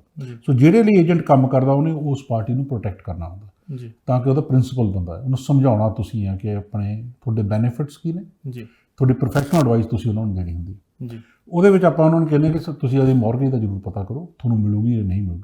ਉਹਦੇ ਲਈ ਆਪਾਂ ਇੱਕ ਟਾਈਮ ਬਾਉਂਡ ਹੁੰਦਾ ਜੀ, ਆਪਾਂ ਕੋਈ ਹਫਤਾ ਵੀ ਦੇ ਸਕਦਾ, 2 ਹਫ਼ਤੇ, ਨਾਰਮਲੀ ਜਿਵੇਂ ਇੰਡਸਟਰੀ ਸਟੈਂਡਰਡ ਜਿਵੇਂ ਚੱਲਦੇ ਨੇ, ਉਹ 2 ਹਫ਼ਤੇ ਦਾ ਵਕਤ ਹੁੰਦਾ। 10 ਦਿਨਾਂ ਦੇ ਵਿੱਚ ਤੁਹਾਨੂੰ ਬੈਂਕ ਤੋਂ ਪਤਾ ਲੱਗ ਜਾਂਦਾ ਤੁਹਾਨੂੰ ਮੌਰਗੇਜ ਮਿਲਦੀ ਹੈ ਜਾਂ ਨਹੀਂ ਮਿਲਦੀ। ਇਨ ਦਾ ਮੀਨ ਟਾਈਮ ਤੁਸੀਂ ਇੰਸਪੈਕਸ਼ਨ ਕਰਾਉਣੀ ਹੈ ਪ੍ਰਾਪਰਟੀ ਦੀ, ਕਿ ਇਹਦੇ ਵਿੱਚ ਕੋਈ ਪ੍ਰੋਬਲਮ ਤਾਂ ਨਹੀਂ, ਜਾਂ ਕਮਿੰਗ ਈਅਰਸ ਦੇ ਵਿੱਚ ਕੋਈ ਪ੍ਰੋਬਲਮ ਆ ਸਕਦੀ ਹੈ ਜੀ। ਫਿਰ ਇਹ 'ਚ ਹੁੰਦਾ ਇੰਸ਼ੋਰੈਂਸ, ਕੱਲ੍ਹ ਨੂੰ ਕੋਈ ਪਿੱਛੇ ਕੋਈ ਤਾਂ ਵੱਡਾ ਕਲੇਮ ਹੋਇਆ ਹੋਵੇ ਪ੍ਰਾਪਰਟੀ 'ਤੇ, ਤੁਹਾਨੂੰ ਨਾ ਪਤਾ ਹੋਵੇ, ਕੋਈ ਗਰੋ ਅਪ ਜਾਂ ਕੁਛ ਇਹ, ਜਾਂ ਤੁਸੀਂ ਸਾਰੀ ਰਿਸਰਚ ਕਰਨੀ ਹੁੰਦੀ ਹੈ। ਪ੍ਰੋਪਰਟੀ ਡਿਸਕਲੋਜ਼ ਸਟੇਟਮੈਂਟਸ ਹੁੰਦੀਆਂ ਨੇ, ਪਰ ਅੱਜ ਕੱਲ੍ਹ ਉਹ ਨਾਲ ਦੀ ਨਾਲ ਅਟੈਚ ਹੋ ਜਾਂਦੀਆਂ ਨੇ, ਜਿਵੇਂ ਨਾ ਪਿਕਚਰਾਂ ਨੇ, ਘਰ ਦੀਆਂ ਪਿਕਚਰਾਂ ਤੋਂ ਸਿਰਫ ਤੁਸੀਂ ਅੰਦਾਜ਼ਾ ਲਾ ਸਕਦੇ ਹੋ, ਕਿਉਂਕਿ ਅੱਜ ਕੱਲ੍ਹ ਫੋਟੋਗ੍ਰਾਫੀ ਬਹੁਤ ਸੋਹਣੀ ਹੁੰਦੀ ਹੈ। ਸੋ ਉਹ ਤੋਂ ਲੱਗਦਾ ਹੁੰਦਾ ਵੀ ਬਹੁਤ ਸੋਹਣਾ ਹੈ, ਪਰ ਜੇ ਫਿਜ਼ੀਕਲੀ ਦੇਖਦੇ ਹੋ ਚੀਜ਼ਾਂ ਉਹ ਨਹੀਂ ਹੁੰਦੀਆਂ ਜੀ। ਸੋ ਉਹ ਸਾਰਾ ਕੁਝ ਕੀ ਹੁੰਦਾ, ਤੁਹਾਡੇ ਕੋਲ 2 ਹਫ਼ਤੇ ਦਾ ਵਕਤ ਹੁੰਦਾ ਜੀ। ਤੁਸੀਂ ਬੈਂਕ ਨਾਲ ਵੀ ਡੀਲ ਕਰ ਲੈਂਦੇ ਹੋ, ਇੰਸਪੈਕਸ਼ਨ ਵੀ ਕਰਾ ਲੈਂਦੇ ਹੋ। ਜੇ ਤੁਹਾਨੂੰ ਲੱਗੇ ਸਾਰਾ ਕੁਝ ਠੀਕ ਆ, 2+2 4 ਹੋ ਰਿਹਾ, ਆਪਾਂ ਉਹਨਾਂ ਨੂੰ ਡਿਪੋਜ਼ਿਟ ਚੈੱਕ ਦਿੰਦੇ ਹਾਂ, ਦੂਜੀ ਰੀਅਲ ਸਟੇਟ ਕੰਪਨੀ ਨੂੰ, ਆਪਾਂ ਉਹਦੀ ਪ੍ਰਾਪਰਟੀ ਸਿਕਿਉਰ ਕਰ ਲੈਂਦੇ ਹਾਂ। ਇਹ ਹੈਗੀ ਨਾਰਮਲ ਵੇ ਜੀ। ਅਤੇ ਇਹਦੇ ਨਾਲ ਕੀ ਹੁੰਦਾ, ਤੁਹਾਡਾ ਜਿਹੜਾ ਕੰਜ਼ਿਊਮਰ, ਜਿਹੜਾ ਬਾਇਰ ਆ, ਉਹ ਪ੍ਰੋਟੈਕਟਡ ਰਹਿੰਦਾ ਹੈ ਜੀ। ਜਦੋਂ ਆਪਾਂ ਕੈਸ਼ ਆਫਰ ਦਿੰਦੇ ਹਾਂ, ਕੈਸ਼ ਮਤਲਬ ਆਪਾਂ ਕੋਈ ਸਬਜੈਕਟ ਨਹੀਂ ਪਾ ਰਹੇ, ਆਪਾਂ ਆਪਦੀ ਡਿਊ ਡਿਲੀਜੈਂਸ ਨਹੀਂ ਕਰਨੀ, ਸਾਨੂੰ ਲੋਨ ਮਿਲੇ ਨਾ ਮਿਲੇ ਕੁਛ ਹੋਵੇ, ਆਪਾਂ ਇੱਕ ਰਿਸਕ ਫੈਕਟਰ ਦੇ ਵਿੱਚ ਪੈਰ ਧਰਦੇ ਹੁੰਦੇ ਹਾਂ ਜੀ। ਜੇ ਤਾਂ ਤੁਹਾਡੇ ਕੋਲ ਇਨਫ ਪੈਸੇ ਹੈਗੇ ਆ ਜੀ ਕਿ ਤੁਹਾਨੂੰ ਪਤਾ ਜੇ ਬੈਂਕ ਹੋਵੇ 20 ਨਹੀਂ 30 ਚਾਹੀਦਾ, 30 ਨਹੀਂ 35% ਡਾਊਨ, 35 ਨਹੀਂ 40% ਡਾਊਨ, ਜੇ ਤਾਂ ਤੁਹਾਡੇ ਕੋਲ ਅਬੰਡੈਂਸ 'ਚ ਪੈਸਾ ਹੈ, ਫਿਰ ਇਸ਼ੂ ਨਹੀਂ ਹੈਗਾ, ਕਰ ਲਓ। ਪਰ ਫਿਰ ਵੀ ਸੁਜੈਸਟਡ ਨਹੀਂ ਹੁੰਦਾ ਰੀਅਲ ਏਸਟੇਟ ਦੇ ਵਿੱਚ ਸੁਜੈਸਟਡ ਨਹੀਂ ਹੁੰਦਾ ਕਿ ਤੁਸੀਂ ਕੈਸ਼ ਆਫਰ ਜੋ ਦਿੰਦੇ ਆ, ਕਿਉਂਕਿ ਤੁਹਾਡੇ ਕੋਲੇ ਕੋਈ ਵਕਤ ਨਹੀਂ ਉਹ ਪ੍ਰਾਪਰਟੀ ਨੂੰ ਸਮਝਣ ਦਾ, ਜਾਂ ਤੁਸੀਂ ਪ੍ਰਾਪਰਟੀ ਨੂੰ ਜਾਣਦੇ ਹੋ ਮਤਲਬ ਘੋਖ ਨਹੀਂ ਕਰਦੇ ਅੱਖਾਂ ਮੀਚ ਕੇ ਸੌਦਾ ਮਾਰ। ਹਾਂਜੀ, ਉਹ ਜਿਹੜੀ ਹੈਗੀ ਆ ਉਹ ਡੇਂਜਰਸ ਮੂਵ ਹੁੰਦਾ ਜੀ। ਪਰ ਹੁਣ ਮਾਰਕੀਟ ਦਾ ਜਿਹੜਾ ਹੈਗਾ ਤਰੀਕਾ, ਜਾਂ ਉਹਨੂੰ ਕਹਿੰਦੇ ਇਹਦੇ ਮੋਮੈਂਟਮ ਐ ਬਣਿਆ ਹੋਇਆ ਜੀ, ਜਦੋਂ ਤੁਸੀਂ ਕੰਡੀਸ਼ਨਸ ਪਾਉਂਦੇ ਹੋ ਤਾਂ ਸੈਲਰ ਤੁਹਾਨੂੰ ਪ੍ਰਾਪਰਟੀ ਨਹੀਂ ਮਿਲਦੀ, ਤੁਹਾਨੂੰ ਉਹ ਤੁਹਾਨੂੰ ਕੈਸ਼ ਪਾਉਣੀ ਪੈਂਦੀ ਜੀ। ਸੋ ਇਸ ਕਰਕੇ ਇਹ ਕੈਸ਼ ਵਾਲਾ ਇਸ਼ੂ ਬਹੁਤ ਵੱਡਾ ਜਿਹੜੇ ਇੱਕ ਆਇਆ ਹੋਇਆ। ਇੱਕ ਨਾਲ ਇਹਦੇ ਹੁਣ ਕੈਸ਼ ਦੇ ਨਾਲ ਇੱਕ ਉਹ ਵੀ ਬਾਈ ਲਾਅ 'ਚ ਹੈਗਾ ਜੀ ਕਿ ਇਹਦੇ ਵਿੱਚ ਕੰਟਰੈਕਟ ਦੇ ਵਿੱਚ ਲਿਖਿਆ ਹੋਇਆ, ਵੈਸੇ ਜਿਹੜਾ ਸਾਡਾ ਰੀਅਲ ਏਸਟੇਟ ਕੰਟਰੈਕਟ ਲਾਇਰਸ ਤਿਆਰ ਕਰਦੇ ਆ, ਉਹਦੇ ਵਿੱਚ ਹੁੰਦਾ ਕਿ ਤੁਸੀਂ ਇਹ ਪ੍ਰਾਪਰਟੀ ਨੂੰ ਅਸਾਈਨ ਜੇ ਕਰਦੇ ਹੋ ਤਾਂ ਤੁਹਾਨੂੰ ਸੈਲਰ ਨੂੰ ਦੱਸਣਾ ਪੈਣਾ, ਉਹਦੀ ਪਰਮਿਸ਼ਨ ਬਿਨਾਂ ਨਹੀਂ ਕਰਦੇ ਜੀ। ਤੇ ਬਹੁਤ ਵਾਰੀ ਇਹ ਹੁੰਦਾ ਕਿ ਜ਼ਿਆਦਾ ਉਹ ਇੱਕ ਕਲੌਜ਼ ਜਿਹੜਾ ਉਹ ਪਹਿਲਾਂ ਹੀ ਕੱਟਿਆ ਹੁੰਦਾ ਵਿੱਚੋਂ, ਕਮਰਸ਼ੀਅਲ ਪ੍ਰਾਪਰਟੀਜ਼ ਦੇ ਵਿੱਚ ਚੱਲਦਾ ਉਹ ਜ਼ਿਆਦਾ, ਕਿਉਂਕਿ ਉੱਥੇ ਕੰਪਨੀਆਂ ਦੇ ਨਾਮ ਚੇਂਜ ਹੋਣੇ ਆ ਜਾਂ ਕੁਛ ਹੁੰਦਾ। ਰੈਜ਼ੀਡੈਂਸ਼ੀਅਲ ਦੇ ਵਿੱਚ ਕਿਉਂਕਿ ਜ਼ਿਆਦਾ ਫਲਿੱਪਿੰਗ ਕਰਨੀ ਹੁੰਦੀ ਹੈ, ਤੇ ਉਹਦੇ 'ਚ ਇਹ ਵੀ ਹੁੰਦਾ ਕਿ ਜੇ ਕੋਈ ਉਹਦਾ ਪ੍ਰੋਫਿਟ ਹੋਵੇ ਜੀ, ਉਹਦਾ ਜਿਹੜਾ ਸੈਲਰ ਆ, ਓਰੀਜਨਲ ਸੈਲਰ, ਉਹ ਹੱਕਦਾਰ ਆ ਜੀ, ਉਹਦਾ ਸ਼ੇਅਰ ਲਵੇ ਚਾਹੇ ਸਾਰਾ ਲਵੇ। ਜਿਹੜਾ ਬਾਇਰ ਆ ਉਹ ਜੇ ਫਲਿੱਪ ਕਰਦਾ ਆਪਣੀ ਪ੍ਰਾਪਰਟੀ ਨੂੰ ਤਾਂ ਤੁਹਾਨੂੰ ਉਹਦਾ ਪੂਰੇ ਦਾ ਪੂਰਾ ਪ੍ਰੋਫਿਟ ਉਹ ਬਾਇਰ ਲੈ ਸਕਦਾ ਤੁਹਾਡੇ ਤੋਂ ਲੀਗਲੀ ਜੀ। ਪਰ ਜਦੋਂ ਉਹ ਟਰਮ ਆਪਾਂ ਵਿੱਚੋਂ ਕੱਟ ਦਿੰਦੇ ਆ ਤਾਂ ਫਿਰ ਉਹ ਜਿਹੜਾ ਸੈਲਰ ਆ ਉਹ ਆਪਣੇ ਇੱਕ ਤਰੀਕੇ ਨਾਲ you just give the rights, ਆਪਦੇ ਰਾਈਟਸ ਦੇ ਦਿੰਦੇ ਹੋ ਕਿ ਤੁਸੀਂ ਇਹਨਾਂ ਜਾਂ ਮਰਜ਼ੀ ਖੇਡੀ ਜਾਓ ਜੀ। ਸੋ ਉੱਥੇ ਵਾਸਤੇ ਫਿਰ ਉਹਦੇ ਵਿੱਚ ਆਪਣੀ ਜਿਹੜੀ ਮਾਰਕੀਟ ਹੈਗੀ ਆ ਅਸਾਈਨਮੈਂਟ ਦੀ, ਫਲਿੱਪਿੰਗ ਮਾਰਕੀਟ, ਉਹਦੇ ਵਿੱਚ ਫਿਰ ਐਂਟਰ ਹੋਏ। ਮੇਰੇ ਖਿਆਲ ਨਾਲ ਜਦੋਂ ਫਿਰ ਇਦਾਂ ਦੀ ਮਾਰਕੀਟ, ਜਿੱਦਾਂ ਦੇ ਹਾਲਾਤ ਬਣਿਆ, ਫਿਰ ਤਾਂ ਕਰਕੇ ਇਸ ਵਕਤ ਫਿਰ ਜ਼ਿਆਦਾ ਕੈਸ਼ ਆਫਰਾਂ ਚੱਲ ਰਹੀਆਂ। ਇਸ ਵਕਤ ਕੈਸ਼ ਆਫਰਾਂ ਵੀ ਚੱਲਦੀਆਂ ਨੇ। ਦੂਜਾ ਜਿਹੜਾ ਸੈਲਰ ਵੀ ਜਿਹੜਾ ਆ ਉਹਨੂੰ ਵੀ ਪਤਾ ਆ ਕਿ ਸੈਲਰਸ ਮਾਰਕੀਟ ਆ, ਸੋ ਉਹ ਵੀ ਚਾਹੁੰਦੇ ਨੇ ਕਿ ਮੈਕਸਿਮਮ ਡਾਲਰ ਜਿਹੜਾ ਉਹ ਮਿਲੇ ਸਾਨੂੰ ਜੀ। ਉਹ ਆਪਣੀ ਤੌਰ ਤੇ ਉਹਨਾਂ ਨੂੰ ਹੁੰਦਾ, ਇੱਕ ਵਕਤ ਹੁੰਦਾ ਨਾ, ਅੱਜ ਦੀ ਤਰੀਕ ਦੇ ਵਿੱਚ ਤੁਸੀਂ ਕੋਈ ਚੀਜ਼ ਵੇਚ ਰਹੇ ਹੋ ਤੇ ਤੁਹਾਨੂੰ ਅੱਜ ਪੈਸੇ ਗਰੰਟਡ ਹੁੰਦੇ ਨੇ ਜੀ, ਤੇ ਤੁਸੀਂ ਅੱਗੇ ਵੀ ਕੁਝ ਲੈਣਾ ਨਾ ਜੀ। ਐਂ ਤਾਂ ਹੈ ਨਹੀਂ ਵੀ ਤੁਸੀਂ ਅੱਜ ਬਹੁਤ ਸੈਲਰਸ ਮਾਰਕੀਟ ਆ ਤਾਂ ਅੱਜ ਤੁਸੀਂ ਚੀਜ਼ ਵੇਚਤੀ, ਅੱਗੇ ਤੁਹਾਨੂੰ ਬਹੁਤ ਸਸਤਾ ਮਿਲਣਾ ਨਹੀਂ। ਤੁਸੀਂ ਉਸੇ ਮਾਰਕੀਟ, ਤੁਸੀਂ ਫਿਰ ਉਹ ਲਾਈਨ 'ਚ ਲੱਗ ਜਾਂਦੇ ਹੋ ਬਾਇਰਸ ਦੇ ਵਿੱਚ ਜਾ ਕੇ। ਜੋ ਬਾਇਰਸ ਮਾਰਕੀਟ ਲੱਗਣਾ, ਤੁਸੀਂ ਉਹ 40 ਵਾਲੀ ਕੰਪੀਟੀਸ਼ਨ ਤੁਸੀਂ ਵੀ ਖੜਨਾ ਕਿਤੇ ਜਾ ਕੇ ਜੀ, ਜੋ ਤੁਸੀਂ ਵੇਚਦੇ ਹੋ। ਸੋ ਪਰ ਜਿੰਨੀ ਜਲਦੀ ਤੁਹਾਡਾ ਡਿਸੀਜਨ ਬਣਾਇਆ ਹੋਊਗਾ, ਤੁਹਾਨੂੰ ਪਤਾ, ਤੁਹਾਡੇ ਆਪਦੇ ਲਿਮਿਟਸ ਦਾ ਪਤਾ ਹੈ, ਫਿਰ ਤੁਸੀਂ ਉਹਨੇ ਅੱਗੇ ਮੂਵ ਹੁੰਦੇ ਹੋ। ਸੋ ਇਹ ਹੈਗਾ ਹੈਂਡ ਇਨ ਹੈਂਡ ਆ ਸਾਰਾ ਕੁਝ ਜੀ, ਦੋਨੇ ਕੁਝ। ਸੋ ਅੱਛਾ, ਤੁਸੀਂ ਪਹਿਲਾਂ ਵੀ ਮੇਰੇ ਖਿਆਲ ਨਾਲ ਇਹੋ ਜਿਹੇ ਹਾਲਾਤ ਦੇਖੇ ਹੋਣਗੇ ਇਸ ਮਾਰਕੀਟ ਦੇ ਵਿੱਚ। ਜਦੋਂ ਇਹੋ ਜਿਹੇ ਹਾਲਾਤ ਹੁੰਦੇ ਆ, ਕਿਉਂਕਿ ਹੁਣ ਕੈਨੇਡਾ 'ਚ ਇਹ ਤਾਂ ਕਲੀਅਰ ਹੈਗਾ ਹੀ ਆ ਕਿ ਘਰ ਸਿਰਫ ਰਹਿਣ ਦੀ ਚੀਜ਼ ਨਹੀਂ, ਇਦੋਂ ਗਾਂ ਵੀ ਕਿਤੇ ਨਾ ਕਿਤੇ ਬਿਜ਼ਨਸ ਲਈ ਵੀ ਜਾਂ ਹੋਰ ਚੀਜ਼ਾਂ ਲਈ ਵੀ ਬੰਦੇ ਦੇ ਪੈਰ ਜੋੜਨ ਲਈ ਵੀ ਜੁੜੀ ਹੁੰਦੀ ਆ। ਸੋ ਅੱਜ ਦੇ ਹਾਲਾਤ ਦੇ ਵਿੱਚ ਜਿਹੜੇ ਜ਼ਿਆਦਾ ਲੋਕ ਘਰ ਖਰੀਦ ਰਹੇ ਨੇ, ਕੀ ਇਹ ਰਹਿਣ ਵਾਲੇ ਨੇ ਜਾਂ ਫਿਰ ਇਸ ਤੋਂ ਅੱਗੇ ਕੋਈ ਨਾ ਕੋਈ ਮੁਨਾਫਾ ਕੱਢਣ ਵਾਲੇ? ਨਹੀਂ, ਜਿਹੜੇ ਅੱਜ ਦੀ ਮਾਰਕੀਟ ਦੇ ਵਿੱਚ ਇਹਨੂੰ ਕੋਈ ਹੋਰ ਸਮਝਣ ਵਾਲੀ ਗੱਲ ਆ ਮਨਦੀਪ ਇਹਦੇ ਵਿੱਚ ਕਿ ਦੋ ਚੀਜ਼ਾਂ ਨੇ। ਜੋ ਆਪਾਂ ਪਹਿਲਾਂ ਕਹਿੰਦੇ ਨਾ ਵੀ ਕਿਉਂ ਹੋ ਗਿਆ, ਵੀ ਇੰਨੀ ਪ੍ਰਾਈਸਿਸ ਕਿਉਂ ਵੱਧ ਗਈਆਂ ਜੀ। ਇੱਕ ਤਾਂ ਕੋਵਿਡ ਤੋਂ ਬਾਅਦ ਇਹ ਨਹੀਂ ਸੀ ਪਤਾ ਵੀ ਇਹ ਜਿਹੇ ਹਾਲਾਤ ਪੈਦਾ ਹੋਣਗੇ ਜੀ। ਦੂਜਾ ਇਹ ਸੀਗਾ ਕਿ ਜਿਹੜੀਆਂ ਪਿਛਲੇ 3 ਸਾਲ ਤੋਂ ਡਿਵੈਲਪਮੈਂਟਸ ਹੋਈਆਂ, ਆਪਾਂ ਪਹਿਲੇ ਵੀ ਕਈ ਐਪੀਸੋਡ ਦੇ ਵਿੱਚ ਇਹ ਗੱਲ ਕੀਤੀ ਹੈ ਵੈਸੇ ਜੀ, ਉਹਦੇ ਵਿੱਚ ਜ਼ਿਆਦਾ ਮਲਟੀ ਫੈਮਲੀਜ਼ ਨੂੰ ਜਿਹੜੇ ਡਿਵੈਲਪਰਸ ਨੇ ਉਹਨਾਂ ਨੇ ਤਰਜੀਹ ਦਿੱਤੀ ਹੈ, ਮਲਟੀ ਫੈਮਲੀ ਪ੍ਰੋਜੈਕਟਸ ਨੂੰ। ਉਹਦੇ 'ਚ ਟਾਊਨ ਹਾਊਸ ਲਾ ਲਓ, ਕੌਂਡੋਜ਼ ਲਾ ਲਓ, ਨਾ ਹਾਈ ਰਾਈਜ਼ ਲਾ ਲਓ, ਕਿਉਂਕਿ ਉਨੀ ਰੀਅਲ ਸਟੇਟ ਦੇ ਵਿੱਚੋਂ ਤੁਹਾਡਾ ਪ੍ਰੋਫਿਟ ਵੱਧ ਜਾਂਦਾ ਜੀ। ਲੋਟਸ ਨਹੀਂ ਆਈਆਂ ਪਿਛਲੇ 3 ਸਾਲਾਂ 'ਚ, ਪਲਾਟ ਵੀ ਕਹਿੰਦੇ ਆ ਲੋਟ, ਉਹ ਨਹੀਂ ਆਈਆਂ ਪਿਛਲੇ 3 ਸਾਲਾਂ ਤੋਂ, ਜਿੰਨੀਆਂ ਨੋਰਮਲ ਆਉਂਦੀਆਂ ਨੇ ਐਵਰੇਜ ਸਾਰੇ ਸ਼ਹਿਰਾਂ 'ਚ ਜੀ। BC ਦੇ ਜਿੰਨੇ ਵੱਡੇ ਸ਼ਹਿਰ ਨੇ, ਜਾਂ ਆਪਾਂ GVRD ਦੇ ਅਪ ਟੂ ਚਲੋਵੈਕ ਤੱਕ ਲੋਟਾਂ ਨਹੀਂ ਨਿਕਲੀਆਂ ਨਵੀਆਂ ਜੀ। ਹੁੰਦਾ ਕੀ ਹੈ, ਜਦੋਂ ਮੈਂ ਕੋਈ ਪੁਰਾਣਾ ਘਰ ਵੇਚੂੰਗਾ ਤਾਂ ਮੈਂ ਉਦੋਂ ਆਪਣੇ ਨੂੰ ਅਪਗ੍ਰੇਡ ਕਰੂੰਗਾ। ਅਪਗ੍ਰੇਡਿੰਗ ਲਈ ਮੈਨੂੰ ਥੋੜ੍ਹਾ ਬੈਟਰ ਘਰ ਚਾਹੀਦਾ ਜੀ। ਜਿਹੜਾ ਉਹ ਵੇਚੂਗਾ ਉਹਨੇ ਨਵੇਂ ਜਾਣਾ, ਜਾਂ ਕਈ ਦਾ ਬਿਜ਼ਨਸ ਹੁੰਦਾ 2 ਸਾਲ ਰਹਿ ਕੇ ਵੇਚ ਲੈਂਦੇ ਨੇ ਜਾਂ ਡਿਵੈਲਪਰਸ ਨੇ। ਉਹ ਚੀਜ਼ਾਂ 3 ਸਾਲ ਤੋਂ ਬਲੌਕ ਹੈ ਨਹੀਂ ਗੇ ਮਾਰਕੀਟ ਦੇ ਵਿੱਚ। ਸੋ ਉਹਦੇ ਨਾਲ ਕੀ ਹੋ ਗਿਆ ਕਿ ਜਿਹੜੀ ਇੱਕ ਸੈਕਸ਼ਨ ਆ, ਜਿਹੜਾ ਜਿਵੇਂ ਹੁਣ ਟਾਊਨ ਹਾਊਸ ਬਹੁਤ ਬਣੇ ਜਾਂਦੇ ਆ, ਅਪਾਰਟਮੈਂਟ ਬਿਲਡਿੰਗਸ ਬਹੁਤ ਬਣੀ ਜਾਂਦੀਆਂ, ਕੌਂਡੋਜ਼ ਬਹੁਤ ਆ ਰਹੇ ਨੇ, ਇਹਦੇ ਵਿੱਚ ਮਾਰਕੀਟ ਦੇ ਵਿੱਚ ਬਹੁਤ ਜ਼ਿਆਦਾ ਉਹ ਮਤਲਬ ਉਹ ਰਸ਼ ਉਹ ਹੈ ਨਹੀਂ ਗਾ ਜਿਹੜੀ ਡਿਮਾਂਡ ਐਂਡ ਸਪਲਾਈ ਦੇ ਹਿਸਾਬ ਨਾਲ ਜਿਹੜੀ ਸਿੰਗਲ ਫੈਮਿਲੀ ਦੇ ਵਿੱਚ ਆਈ ਹੋਈ ਹੈ। ਸਿੰਗਲ ਫੈਮਿਲੀ ਦੇ ਵਿੱਚ ਹੁਣ ਲੋਟਸ ਨਾ ਹੋਣ ਕਰਕੇ ਤੁਹਾਨੂੰ ਪੁਰਾਣੇ ਘਰ ਢਾਉਣੇ ਪੈਂਦੇ ਨੇ ਜੀ। ਤਾਂ ਇਹ ਕਰਕੇ ਇਹ ਇਨਵੈਸਟਮੈਂਟ ਵੀ ਇੱਥੋਂ ਦੀ। ਦੂਜੀ, ਸਾਡੇ ਕੋਲੇ ਕੋਈ ਇੱਥੇ ਇੰਡਸਟਰੀ ਤਾਂ ਆਈ ਨਹੀਂ ਇਹ ਜੀ, ਇੱਥੇ ਜੀ ਕੋਈ ਗੋਲਡ ਮਾਈਨ ਆਪਣੀ ਲੱਭੀ ਨਹੀਂ, ਮੈਂ ਸੁਣੀ ਨਹੀਂ ਇੱਥੇ ਕੋਈ, ਨਾ ਕੋਈ ਡਾਇਮੰਡਸ ਦਾ, ਨਾ ਕੋਈ ਇਹੋ ਜਿਹਾ ਕਾਰੋਬਾਰ, ਨਾ ਕੋਈ ਨਵੀਆਂ ਫੈਕਟਰੀਆਂ ਲੱਗੀਆਂ ਨੇ ਇੱਥੇ, ਜਿਹਦੇ ਨਾਲ ਕੋਈ ਵੀ ਇੰਟਰਨੈਸ਼ਨਲੀ ਵੀ ਬਹੁਤ ਜ਼ਿਆਦਾ ਇੱਥੇ ਪਾਪੂਲੇਸ਼ਨ ਨੇ ਗਰੋ ਹੋਣਾ ਜਾਂ ਅਟਰੈਕਟ ਕਰ ਰਹੀ ਹੈ ਕੋਈ ਵੈਲੀ ਜਾਂ ਕੁਛ ਕਰ ਰਿਹਾ। ਸੋ ਇਹ ਤਾਂ ਇਹ ਆਪਣਾ ਇੱਕ ਬਹੁਤ ਵੱਡਾ ਬਿਜ਼ਨਸ, ਕਿਉਂਕਿ ਇੱਥੇ ਦਾ ਰੀਅਲ ਏਸਟੇਟ ਬਿਜ਼ਨਸ ਜਿਹੜਾ ਆ, ਘਰਾਂ ਦੀ housing market itself is a business ਆਪਣੇ ਇਸ ਏਰੀਆ ਦੇ ਵਿੱਚ। ਇਹ ਇਕੱਲਾ ਵੈਨਕੂਵਰ ਦੇ ਵਿੱਚ ਨਹੀਂ ਹੋਇਆ, ਟੋਰਾਂਟੋ ਦੇ ਵਿੱਚ ਤੇ ਮੌਂਟਰੀਅਲ ਦੇ ਵਿੱਚ ਵੀ ਆਪਣੇ ਨਾਲੋਂ ਉਹਨਾਂ ਦੀਆਂ ਪ੍ਰਾਈਸਿਸ ਆਪਣੇ ਨਾਲੋਂ ਜ਼ਿਆਦਾ ਤਿੱਖੀਆਂ ਨੇ। ਉਹ ਟੋਰਾਂਟੋ ਚ ਆਈ ਸੀ ਖਬਰ, ਕਹਿੰਦੇ ਗਰਾਜ ਹੀ 8,70,000 ਦਾ ਲਾਇਆ ਕਿਸੇ ਨੇ, ਕੁਛ ਵੀ ਨਹੀਂ ਵਿੱਚ ਤੇ ਕੁਝ ਵੀ ਨਹੀਂ, ਸਹੀ ਗੱਲ। ਤੇ ਇਹਦੇ ਵਿੱਚ ਜਿੱਦਾਂ ਹੁਣ ਤੁਸੀਂ ਕਿਹਾ ਕਿ ਇਹਨਾਂ ਸ਼ਹਿਰਾਂ 'ਚ ਇੱਕ ਹੋਰ ਵੀ ਰੌਲਾ ਸੀ, ਖਾਸ ਕਰਕੇ ਵੀ ਜਿਵੇਂ ਇਸ ਵਕਤ ਜੋ ਹਾਂਗਕਾਂਗ ਦੇ ਵਿੱਚ ਹਾਲਾਤ ਬਣੇ ਹੋਏ ਨੇ, ਹੋਰਾਂ ਮੁਲਕਾਂ ਦੇ ਵਿੱਚ, ਇਹ ਵੀ ਕਹਿੰਦੇ ਕਾਰਨ ਇੱਕ ਇਹ ਤਾਂ ਹੈਗਾ ਹੀ ਆ ਵੀ ਚਲੋ ਵਿਆਜ ਘੱਟ ਕੀਤੇ ਆ ਬੈਂਕ ਨੇ, ਬਈ ਉਹ ਜਿਹੜੇ ਲੋਕ ਆ ਇੱਧਰ ਆ ਕੇ ਆਪਣਾ ਪੈਸਾ ਇਨਵੈਸਟ ਕਰ ਰਹੇ ਆ, ਖਾਸ ਕਰਕੇ ਕੈਨੇਡਾ ਅਮਰੀਕਾ ਦੇ ਕਈ ਸ਼ਹਿਰਾਂ ਦੇ ਵਿੱਚ, ਇਸ ਕਰਕੇ ਵੀ ਕਹਿੰਦੇ ਆ ਕਿ ਜਿਹੜਾ ਉਹ ਪੈਸਾ ਆ ਰਿਹਾ ਉਹ ਵੀ ਇਸ ਮਾਰਕੀਟ ਨੂੰ ਉੱਪਰ ਲੈ ਕੇ ਜਾ ਰਿਹਾ। ਇਹ ਮਨਦੀਪ ਹਜੇ ਨਾ ਪ੍ਰੈਡਿਕਸ਼ਨ ਬੇਸਡ ਹੈ, ਹਜੇ ਆਪਾਂ ਨੂੰ ਵੀ ਪਤਾ ਹਜੇ ਤਾਂ ਫਲਾਈਟਾਂ ਹੀ ਨਹੀਂ ਖੁੱਲੀਆਂ ਕਿਤੋਂ ਜੀ, ਨਾ ਇੱਥੋਂ ਕਿਤੋਂ ਪੈਸਾ ਆ ਰਿਹਾ ਨਾ ਬੰਦੇ ਆ ਰਹੇ, ਕੁਝ ਵੀ ਨਹੀਂ ਹੈ ਨਾ। ਸੋ ਬੇਸਿਕਲੀ ਇੱਕ ਪ੍ਰੈਡਿਕਸ਼ਨ ਜ਼ਰੂਰ ਹੈਗੀ ਆ। ਇਕੱਲੀ ਚਾਈਨਾ ਪਹਿਲਾਂ ਬਹੁਤ ਦੇਰ ਆਪਣੇ ਰੌਲਾ ਆਪਣੇ ਇੱਧਰ ਚਾਈਨਾ ਦਾ ਰਿਹਾ, ਈਸਟ ਦੇ ਵਿੱਚ ਜਿਵੇਂ ਆਪਣੇ ਸਾਊਦੀ ਅਰੇਬੀਆ ਦਾ ਕਹਿ ਦਿੰਦੇ, ਰਸ਼ੀਆ ਦਾ ਕਹਿ ਦਿੰਦੇ ਆ। ਸੋ ਆਪਣੇ ਜਿਵੇਂ ਚਾਈਨਾ ਸੀ, ਪਰ ਹੁਣ ਇਕੱਲਾ ਚਾਈਨਾ ਨਹੀਂ ਰਹਿ ਗਿਆ। ਹੁਣ ਜਿਵੇਂ ਜਿਹੜੀ ਪੋਲੀਟੀਕਲ ਇਨਸਟੇਬਿਲਿਟੀ ਹੈਗੀ ਆ ਰੀਜਨਸ ਦੇ ਵਿੱਚ, ਹੁਣ ਜਿਵੇਂ ਆਪਾਂ ਦੇ ਫਿਲੀਪਾਈਨਸ ਦੇ ਵਿੱਚ ਦੇਖ ਲਓ ਤੁਸੀਂ, ਹੈ ਨਾ, ਉਸ ਤੋਂ ਬਾਅਦ ਇੰਡੀਆ ਦੇ ਵਿੱਚ ਹੈਗੀ ਆ, ਚਾਈਨਾ ਦੇ ਵਿੱਚ ਆ, ਜਾਂ ਹੋਰ ਕਿੰਨੀਆਂ ਕੰਟਰੀਆਂ ਜਿਹੜੀਆਂ ਆਪਾਂ ਨੋਰਮਲ ਨਹੀਂ ਸੁਣਦੇ ਹਰ ਰੋਜ਼। ਜਿਹੜਾ ਅਮੀਰ ਤਬਕਾ ਆ ਉਹ ਹਰੇਕ ਮੁਲਕ 'ਚ ਜੀ, ਉਹ ਡਜ਼ਨਟ ਮੈਟਰ ਕਿੰਨਾ ਗਰੀਬ ਕੰਟਰੀ ਆ, ਅਮੀਰ ਤਬਕਾ ਹੈਗਾ ਹੀ ਹੈਗਾ ਬੇਟਾ। ਹਰੇਕ ਬੰਦਾ ਜਿੱਥੇ ਸਿਕਿਉਰਿਟੀ ਹੈ ਨਹੀਂ, ਉਹ ਕੋਈ ਸਿਕਿਉਰਿਟੀ ਲੱਭਦੇ ਆ, ਕਿਉਂਕਿ ਪੈਸਾ ਤਾਂ ਹੈਗਾ ਉਹਨਾਂ ਕੋਲ ਇਨਫ, ਪਰ ਸਿਕਿਉਰਿਟੀ ਹੈ ਨਹੀਂ।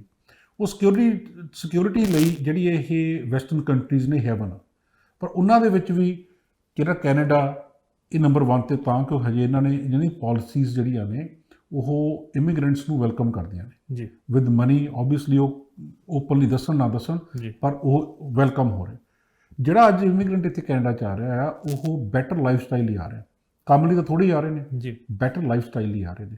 ਹੁਣ ਲਾਈਫ ਸਟਾਈਲ ਮੇਨਟੇਨ ਕਰਨ ਲਈ ਤਾਂ ਜਿਹਦੇ ਕੋਲ ਪੈਸਾ ਹੁੰਦਾ ਉਹਨੇ ਲਾਈਫ ਸਟਾਈਲ ਤਾਂ ਮੇਨਟੇਨ ਕਰ ਹੀ ਲੈਣਾ ਫਿਰ ਜੀ। ਸੋ ਜੇ ਤੁਸੀਂ ਇਹੋ ਜਿਹੀ ਜਗ੍ਹਾ 'ਤੇ ਰਹਿਣਾ, ਕਿਉਂਕਿ ਆਪਾਂ ਇੱਥੇ ਰਹਿੰਦੇ ਹਾਂ ਨਾ ਜੀ, ਸਾਨੂੰ ਆ ਜਿਹੜੇ ਪਹਾੜ ਨੇ ਆਪਣੇ ਆਲੇ ਦੁਆਲੇ, ਜਿਹੜੇ ਸਨੋ ਪੀਕ ਕਵਰਡ ਮਾਊਂਟੇਨਸ ਨੇ, ਜਿਹੜਾ ਜੰਗਲ ਆ, ਜਿਹੜਾ ਆਪਣਾ ਸਮੁੰਦਰ ਆ ਕੋਲੇ, ਲੇਕਸ ਨੇ, ਸਾਨੂੰ ਕਈ ਵਾਰੀ ਇਹਨਾਂ ਦੀ ਵੈਲਿਊ ਨਹੀਂ ਪਤਾ ਹੁੰਦੀ ਜੀ, ਕਿਉਂਕਿ ਆਪਾਂ ਹਰ ਰੋਜ਼ ਦੇਖੀ ਜਾਂਦੇ ਸਾਡੇ ਅੰਦਰ ਹੀ ਨਾ, ਆਹ ਮੌਰਗੇਜ ਇਹਨੇ ਆਹ ਕਰ ਲਿਆ, ਉਹਨੇ ਆਹ ਕਰ ਲਿਆ, ਕਿਉਂਕਿ ਅਸੀਂ ਉਸ ਰੰਜਿਸ਼ 'ਚ ਤੁਰੇ ਫਿਰਦੇ ਹਾਂ ਜੀ। ਪਰ ਜੇ ਕੁਦਰਤ ਦੇ ਤੌਰ 'ਤੇ ਦੇਖਿਆ ਜਾਵੇ, ਇਹ ਜਗ੍ਹਾ ਦੁਨੀਆ ਦੀ ਇੱਕ ਜੰਨਤ ਆ ਜੀ। ਸੋ ਜੰਨਤ ਦੀ ਇੱਕ ਪ੍ਰਾਈਸ ਆ। ਸੋ ਇਹ it is one of the best countries and best country ਦੇ ਵਿੱਚ ਬੈਸਟ ਪਲੇਸ ਟੂ ਲਿਵ ਇਨ। ਬਿਲਕੁਲ ਜੀ, ਉਹ ਜਿਹੜੇ ਮੇਰੇ ਖਿਆਲ ਨਾਲ ਇੱਥੇ ਸਾਫ਼ ਹਵਾ ਪਾਣੀ ਮਿਲ ਰਿਹਾ, ਉਹ ਖਾਣਾ ਮਿਲ ਰਿਹਾ, ਉਹਦੀ ਕੀਮਤ ਵੀ ਕਈ ਵਾਰ ਸਾਨੂੰ ਨਹੀਂ ਪਤਾ ਲੱਗਦੀ, ਕਿਉਂਕਿ ਇੱਥੇ ਫਿਲਹਾਲ ਆਮ ਆ।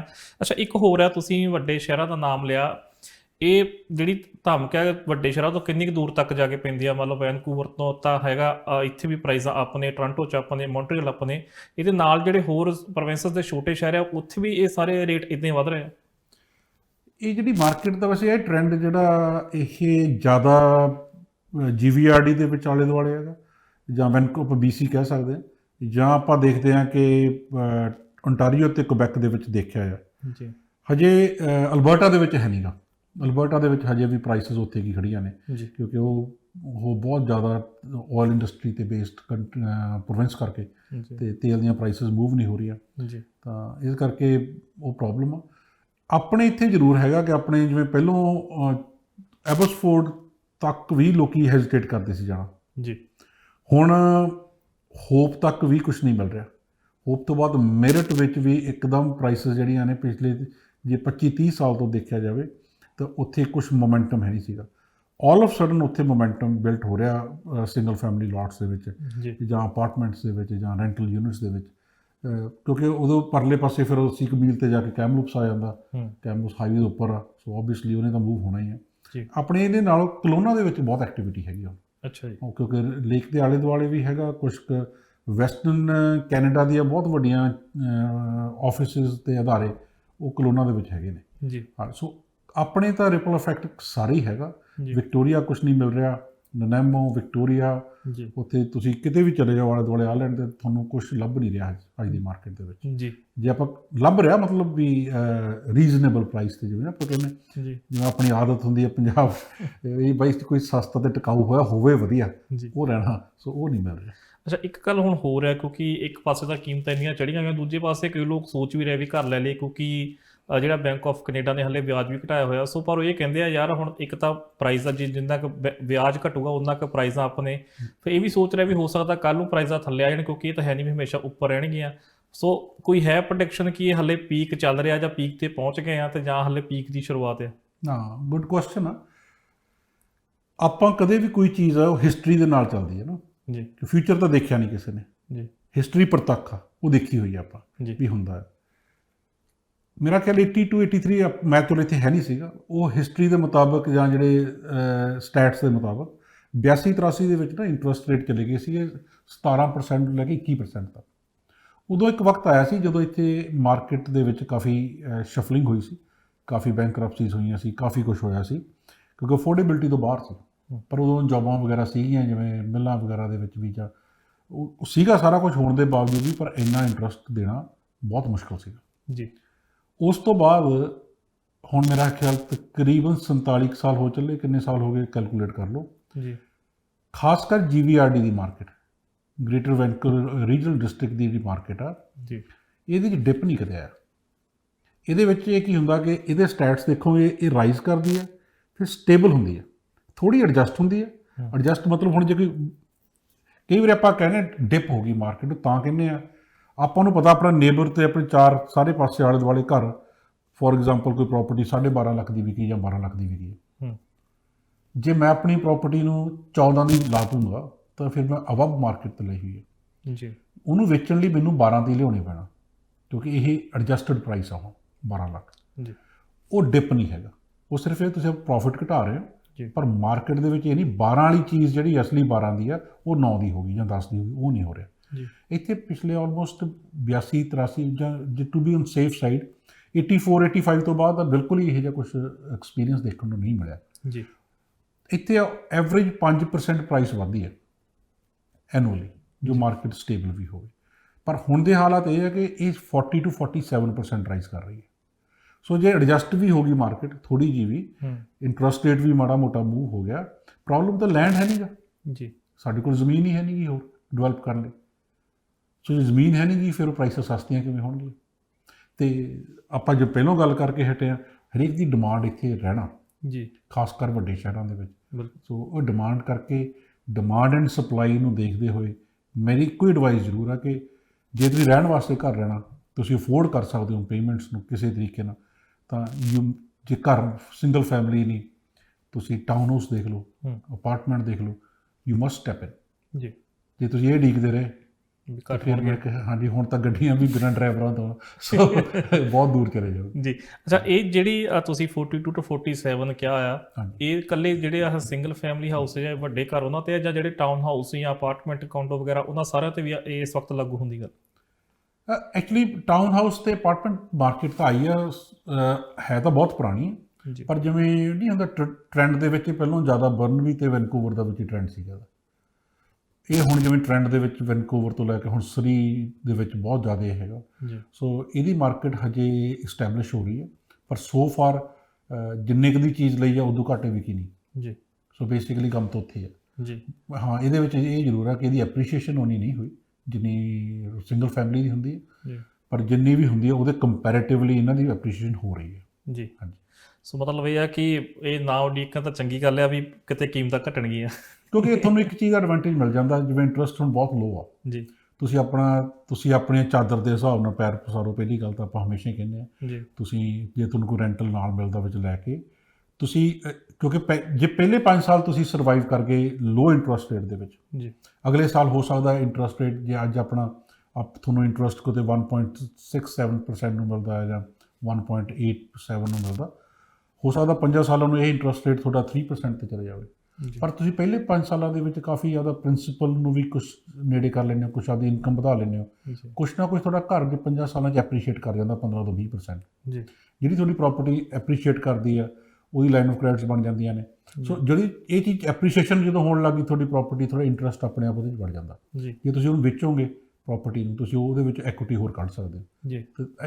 ਇੱਥੇ ਹੋਰ ਤਾਂ ਆਪਣੇ ਕੋਲ ਕਿਹੜਾ ਆਪਾਂ ਨੂੰ ਕੋਈ ਵੀ ਖਾਨਦਾਨੀ ਪ੍ਰਾਪਰਟੀਜ਼ ਆਉਂਦੀਆਂ ਨੇ ਜੀ, ਪਰ ਦੂਜੇ ਪਾਸੇ ਇਹ ਜ਼ਰੂਰ ਹੈਗਾ ਕਿ ਜਿਹੜੇ ਨਵੇਂ ਇਮੀਗ੍ਰੈਂਟਸ ਇੱਥੇ ਮੂਵ ਹੋ ਰਹੇ ਨੇ ਜੀ, ਚਾਹੇ ਬੇਸ਼ੱਕ ਸਟੂਡੈਂਟਸ ਨੇ ਜਾਂ ਵਰਕ ਵੀਜ਼ੇ ਤੇ ਪਰਮਿਟਸ ਤੇ ਆਉਂਦੇ ਨੇ ਜਾਂ ਨਵੇਂ PRs ਮਿਲਦੇ ਨੇ, ਉਹ ਬਹੁਤ ਦੇਰ ਵੈਲ ਐਜੂਕੇਟਡ ਜੀ। ਉਹਨਾਂ ਨੇ ਦੋਨੇ ਪਾਸੇ ਪੈਰ ਨਹੀਂ ਫਸਾ ਕੇ ਰੱਖਦੇ, ਉਹ ਆਪਣੇ ਆਪ ਨੂੰ ਸਿਕਿਉਰ ਕਰਕੇ ਇੱਥੇ ਆਉਂਦੇ ਨੇ ਜੀ। ਉਹ ਕਿਉਂਕਿ ਉੱਥੇ ਅੱਜ ਕੱਲ੍ਹ ਇੰਟਰਨੈਟ ਕਰਕੇ ਇਨਫੋਰਮੇਸ਼ਨ ਦੀ ਸਾਂਝ ਬਹੁਤ ਹੈਗੀ ਆ। ਜੀ ਸੋ ਕਈ ਵਾਰੀ ਤਾਂ ਇੰਨੀ ਹੈਰਾਨੀ ਹੁੰਦੀ ਹੈ ਕਿ ਉਨੀ ਇਨਫੋਰਮੇਸ਼ਨ ਆਪਣੇ ਕੋਲ ਨਹੀਂ ਹੁੰਦੀ ਜਦੋਂ ਉਹ ਆ ਕੇ ਆਪਾਂ ਨੂੰ ਕੁਐਸਚਨ ਕਰਦੇ ਆ, ਸੋ ਉਹਨੂੰ ਡਿਗ ਕਰਨਾ ਪੈਂਦਾ। ਉਹ ਆਪਣੀ they are bringing lot of cash with ਜੀ, ਉਹਨਾਂ ਕਰਕੇ ਵੀ ਮਾਰਕੀਟ, ਪਰ ਹਜੇ ਤਾਂ ਨਹੀਂ, ਜਿਹੜੀ ਪਹਿਲਾਂ ਵੀ ਇਸਟੈਬਲਿਸ਼ ਰਹੀ ਹੈ ਪਰ ਅੱਗੇ ਵੀ ਇਸਟੈਬਲਿਸ਼ ਹੋਈ ਜਾਣੀ ਹੈ ਕਿਉਂਕਿ ਪੈਸਾ ਬਾਹਰੋਂ ਆਉਣਾ ਬਹੁਤ। ਮਤਲਬ ਇਹ ਪ੍ਰੈਡਿਕਸ਼ਨ ਹੈ ਕਿ ਜਦੋਂ ਯਾਤਰਾ ਦੇ ਜਿਹੜੀਆਂ ਪਾਬੰਦੀਆਂ ਇਸ ਵਕਤ ਲੱਗੀਆਂ ਹੋਈਆਂ ਜਦੋਂ ਹਟਣਗੀਆਂ, ਨਾਰਮਲ ਹੋਣਗੀਆਂ, ਤੇ ਇਹ ਜਿਹੜੀ ਇਸ ਵਕਤ ਮਾਰਕੀਟ ਇਹ ਤਾਂ ਲੋਕਲ ਇਕਨੋਮੀ ਚੋਂ ਹੀ ਬੂਸਟ ਹੋ ਰਹੀ ਹੈ, ਬਾਹਰੋਂ ਹੱਲੇ ਆਉਣ ਦੀ ਸੰਭਾਵਨਾ ਹੈਗੀ ਹੈ। ਜਦੋਂ ਉਦੋਂ ਆਇਆ ਫਿਰ ਹੋਰ ਵੀ ਉੱਪਰ ਜਾ ਸਕਦਾ। ਸੰਭਾਵਨਾ ਨਹੀਂ ਹੈਗੀ ਜੀ, ਤਾਂ ਆਉਣੀ ਹੈ ਕਿਉਂਕਿ ਗਵਰਨਮੈਂਟ ਨੇ, ਜਿਵੇਂ ਫੈਡਰਲ ਗਵਰਨਮੈਂਟ ਵੱਲੋਂ ਅਨਾਊਂਸਮੈਂਟ ਹੈਗੀ ਹੈ 2 ਮਿਲੀਅਨ ਇਮੀਗ੍ਰੈਂਟਸ ਚਾਹੀਦਾ ਹੈ ਜੀ, ਤਾਂ ਓਬਵੀਅਸਲੀ ਉਹਨਾਂ ਆਉਣੇ ਹੀ ਆਉਣੇ ਨੇ। ਤਾਂ ਇਹਨਾਂ ਨੇ ਆਪਣੇ ਕੋਲੇ ਜਿਹੜੇ ਇਮੀਗ੍ਰੈਂਟਸ ਆਉਣੇ ਨੇ ਉਹਨਾਂ ਦੇ ਵਿੱਚ ਬਾਹਲੇ ਇਨਵੈਸਟਰਸ ਹੀ ਆਉਣੇ ਨੇ ਜੀ, ਕਿਉਂਕਿ ਉਹ ਵਧੀਆ ਕੰਮ ਕਰਦੇ ਆਪਣੇ। ਮਾੜੇ ਬੰਦੇ ਦਾ ਤਾਂ ਮੁਲਕ ਹੈ ਹੀ ਨਹੀਂ, ਰਹਿ ਨਹੀਂ ਗਿਆ ਜੀ, ਹੈ ਨਾ। ਜਿਹਨੇ ਆਉਣਾ ਆ ਇੰਨੀ ਦੂਰ ਟਿਕਟ ਹੀ ਨਹੀਂ ਅਫੋਰਡ ਹੁੰਦੀ ਜੀ। ਸੋ ਜਿਹਨਾਂ ਨੇ ਵੀ ਆਉਣਾ ਆ they will come with deep pockets. ਜਦੋਂ ਆ ਕੇ ਉਹਨਾਂ ਨੇ, ਕਿਉਂਕਿ ਜਦੋਂ ਬੰਦਾ ਇੱਥੇ ਨਵਾਂ ਆਉਂਦਾ ਨੇ ਉਹਨੂੰ ਇਹ ਪਤਾ ਕਿ ਰੀਅਲ ਸਟੇਟ ਇਹੋ ਜਿਹੀ ਚੀਜ਼ ਆ, ਅੱਜ ਜੇ ਤੁਸੀਂ ਮਹਿੰਗੀ ਵੀ ਲੈ ਗਏ ਇਹ 5 ਸਾਲਾਂ ਨੂੰ ਸਸਤੀ ਲੱਗਣ ਆ ਜਾਂਦੀ ਹੈ ਜੀ। ਹੁਣ ਜਿਹੜੇ ਬੰਦੇ ਉੱਥੋਂ ਆਏ ਉਹ ਧਰਤੀ ਨਾਲ ਜੁੜੇ ਆਉਂਦੇ ਆ, ਜੋ ਬਾਹਰੋਂ ਆਉਂਦੇ ਆ, ਉਹਨਾਂ ਨੇ ਆ ਕੇ ਉਹਨੂੰ ਪਤਾ ਰਹਿਣ ਵਾਸਤੇ ਤਾਂ ਕੁਝ ਲੈਣਾ ਹੀ ਪੈਣਾ ਜੀ। ਸੋ ਉਹ ਰਾਦਰ ਕਿ ਇਹਦੀ ਬੜੀ ਸੌਖੀ ਜਿਹੀ ਚੀਜ਼ ਆ ਬੰਦੀਪ। ਇੱਕ ਚੀਜ਼ ਆ ਕਿ ਆਪਾਂ ਜਦੋਂ ਪਹਿਲੋਂ 35 ਰੁਪਏ ਨੂੰ ਵੀ ਡਾਲਰ ਸੀਗਾ ਜੀ, ਫਿਰ 45 ਨੂੰ, ਹੁਣ 57 ਨੂੰ, ਹੈ ਨਾ ਜੀ। ਜੇ ਕੁਛ ਵੀ ਨਾ ਕਰੋ ਤੁਸੀਂ ਲਿਆ ਕੇ ਆਪਣੇ ਪੈਸੇ ਨੂੰ ਡਾਲਰ 'ਚ ਕਨਵਰਟ ਕਰਕੇ ਰੱਖ ਲਓ ਤਾਂ ਵੀ ਤੁਹਾਡੇ ਪੈਸੇ ਵਧੀ ਜਾਂਦੇ ਆ ਉੱਥੋਂ ਦੀ ਮਾਰਕੀਟ ਦੇ ਹਿਸਾਬ ਨਾਲ ਜੀ। ਤੇ ਇਹ ਤਾਂ ਰੀਅਲ ਸਟੇਟ ਨੇ ਤਾਂ ਨਾਲ ਐਪਰੀਸ਼ੀਏਟ ਹੋ ਹੀ ਜਾਣਾ ਜੀ। ਇਹ ਤਾਂ ਸਿੰਪਲ ਜੀ ਜੀ, ਬਿਲਕੁਲ। ਔਰ ਲੱਗਦਾ ਹੈ ਕਿ ਹਲੇ ਆਉਣ ਵਾਲੇ ਸਮੇਂ 'ਚ ਆਪਾਂ ਨੂੰ ਕੀਮਤਾਂ ਤੇ ਕਈ ਪ੍ਰੋਗਰਾਮ ਕਰਨੇ ਪੈਣਗੇ। ਕਰਾਂਗੇ, ਪਰਮਾਤਮਾ ਕਰੇ ਸਾਰੇ ਭਾਈ ਕਾਰੋਬਾਰ ਲਾਓ ਜੀ। ਇਟ ਇਜ਼ ਵੈਰੀ ਇੰਪੋਰਟੈਂਟ, ਕੁਛ ਨਾ ਕੁਛ ਬਾਈ ਜ਼ਰੂਰ ਕਰ ਲਓ ਜੀ। ਬਿਲਕੁਲ, ਔਰ ਕੁਛ ਨਾ ਕੁਛ। ਔਰ ਬਹੁਤ ਬਹੁਤ ਧੰਨਵਾਦ, ਮੈਨੂੰ ਲੱਗਦਾ ਕਾਫੀ ਯੂਸਫੁਲ ਜਾਣਕਾਰੀ ਤੁਸੀਂ ਸਾਂਝੀ ਕੀਤੀ ਹੈ। ਸੋ ਬਹੁਤ ਬਹੁਤ ਧੰਨਵਾਦ ਤੁਹਾਡਾ ਸਟੂਡੀਓ 'ਚ ਆਉਣ ਲਈ ਤੇ ਇਹ ਜਾਣਕਾਰੀ ਸਾਂਝੀ ਕਰਨ ਲਈ। ਥੈਂਕ ਯੂ ਜੀ। ਜੇ ਹੋਰ ਵੀ ਕੋਈ ਇਨਫੋਰਮੇਸ਼ਨ ਚਾਹੀਦੀ ਹੋਵੇ ਤੁਸੀਂ ਅੱਜ ਜਦੋਂ ਮਰਜ਼ੀ ਯਾਦ ਕਰ ਸਕਦੇ ਜੀ ਜੀ, ਬਿਲਕੁਲ। ਔਰ ਕੋਸ਼ਿਸ਼ ਕੀਤੀ ਹੈ ਕਿ ਇਸ ਵਕਤ ਜੋ ਹਾਲਾਤ ਚੱਲ ਰਹੇ ਨੇ ਤੇ ਥੋੜ੍ਹੀ ਬਹੁਤੀ ਇਹ ਵੀ ਕੋਸ਼ਿਸ਼ ਕੀਤੀ ਹੈ, ਹਾਲਾਂਕਿ ਇਹ ਤਾਂ ਕੰਮ ਵੈਸੇ ਜੋਸ਼ੀਆਂ ਦਾ ਬਣ ਗਿਆ ਅੱਜ ਕੱਲ੍ਹ, ਪਰ ਅਸੀਂ ਵੀ ਥੋੜ੍ਹੀ ਕੋਸ਼ਿਸ਼ ਕੀਤੀ ਹੈ ਕਿ ਆਉਣ ਵਾਲੇ ਸਮੇਂ 'ਚ ਕਿਸ ਤਰੀਕੇ ਦੇ ਹਾਲਾਤ ਰਹਿ ਸਕਦੇ ਆ। ਸੋ ਕੋਈ ਸਵਾਲ ਹੋਵੇ ਤਾਂ ਤੁਸੀਂ ਸਾਨੂੰ ਈਮੇਲ 'ਤੇ ਭੇਜ ਸਕਦੇ ਹੋ ਔਰ ਅਸੀਂ ਕੋਸ਼ਿਸ਼ ਕਰਾਂਗੇ ਕਿ ਦੀਪ ਝਾਜ ਹੋਣਾ ਕੋਲੋਂ ਉਹਦਾ ਜਵਾਬ ਲੈ ਕੇ ਤੁਹਾਡੇ ਤੱਕ ਜ਼ਰੂਰ ਪਹੁੰਚਾਈਏ। ਸੋ ਹੋਰ ਖਬਰਾਂ ਤੇ ਜਾਣਕਾਰੀ ਲਈ ਤੁਸੀਂ ਦੇਖਦੇ ਰਹੋ TV ਪੰਜਾਬ। ਸਤਿ ਸ਼੍ਰੀ ਅਕਾਲ ਜੀ, ਮੈਂ ਨਿਰਮਲ ਮਾਨ ਊੜਾ ਟੈਕਸ ਸੈਟਲਮੈਂਟ ਤੋਂ। ਇਹ ਤੁਸੀਂ ਵੀਡੀਓ ਦੇਖ ਰਹੇ ਸੀ TV ਪੰਜਾਬ ਦੇ ਉੱਤੇ। ਇਹੋ ਜਿਹੇ ਹੋਰ ਜਾਣਕਾਰੀ ਭਰਪੂਰ ਵੀਡੀਓ ਦੇਖਣ ਵਾਸਤੇ TV ਪੰਜਾਬ ਦੇ ਚੈਨਲ ਨੂੰ ਸਬਸਕ੍ਰਾਈਬ ਕਰੋ ਤੇ ਨਾਲ ਹੇਠ ਦਿੱਤੇ ਹੋਏ ਬੈਲ ਆਈਕਨ ਦੇ ਬਟਨ ਦਬਾਓ। ਸਤਿ ਸ਼੍ਰੀ ਅਕਾਲ।